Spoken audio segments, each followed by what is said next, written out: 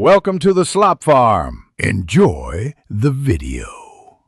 In this video, I will show you how to make delicious croissants using puff pastry in your air fryer. First, ensure your air fryer is clean and ready for use. Gather your simple ingredients like a sheet of pre-made puff pastry, some butter, and a little sugar. Using pre-made pastry makes this process incredibly quick and easy, perfect for a delightful breakfast treat. Let's get started on creating these flaky, golden delights right away. Now, gently unroll your puff pastry sheet onto a lightly floured surface. Roll it out slightly to achieve an even thickness, about 1/8 of an inch.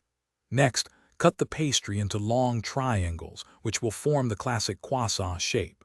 If you like, add a small piece of chocolate or a sprinkle of cheese at the wide end before rolling them up tightly towards the point. This step is where the magic begins. It's time to cook. Preheat your air fryer to 350 degrees Fahrenheit for about 5 minutes. Carefully place your shaped croissants into the air fryer basket, making sure they are in a single layer and not touching each other to allow for even cooking. Cook them for approximately 8 to 12 minutes, or until they are beautifully golden brown and puffed up.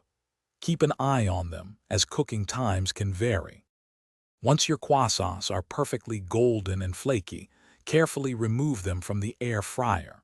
For an extra touch of richness, you can brush them with a little melted butter while they are still warm.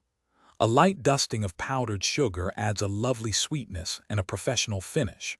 Serve these delightful, homemade croissants immediately to enjoy their warm, buttery goodness. They are truly a treat. Thanks for watching. Consider subscribing if we helped you today.